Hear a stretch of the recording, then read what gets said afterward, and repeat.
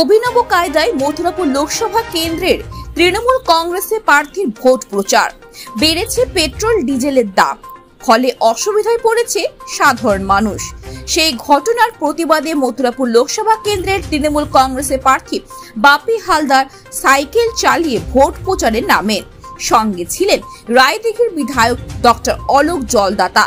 প্রচারে বের হয়েও প্রতিবাদ জারি রেখেছেন তিনি। রবিবার দিন কৃষ্ণচন্দ্রপুর অঞ্চলে একাধিক গ্রামে সাইকেল নিয়ে যান তিনি। পরে কৃষ্ণচন্দ্রপুরের ত্রিপুরা সুন্দরী মন্দিরে পুজো দেন তারা।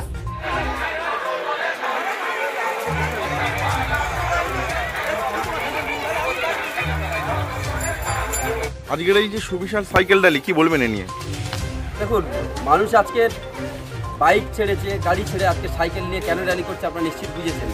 আজকে যারা জুমলাবাজি দিয়ে মিথ্যা কথা বলে সরকার এসেছিল, আজকের দিনে দাঁড়িয়ে তাদের মিনিমাম যে ধারণা, সেই ধারণাটাকে বদলে দেওয়ার জন্যে যে মানুষের যে হারে তেলের দাম বৃদ্ধি হয়েছে, পেট্রোলের দাম যারা বলেছিল 35 টাকা করবে, যারা ডিজেলের দাম 25 টাকা করবে বলেছিল, যারা গ্যাসের দাম 300 টাকা করবে বলেছিল, আজকের দিনে দাঁড়িয়ে তারা আবারও জুমলাবাজি দিতে শুরু করেছে। সুতরাং সাধারণ মানুষ তারা এই আপনারা দেখলেন প্রায় 1000-2 মানুষ তারা সাইকেল নিয়ে রাস্তায় বেরিয়ে পড়েছেন একথা বলতে, প্রতিবাদ জানাতে যে আজকের আমাদের বাইক ছেড়ে গাড়ি ছেড়ে সাইকেল নিতে হচ্ছে।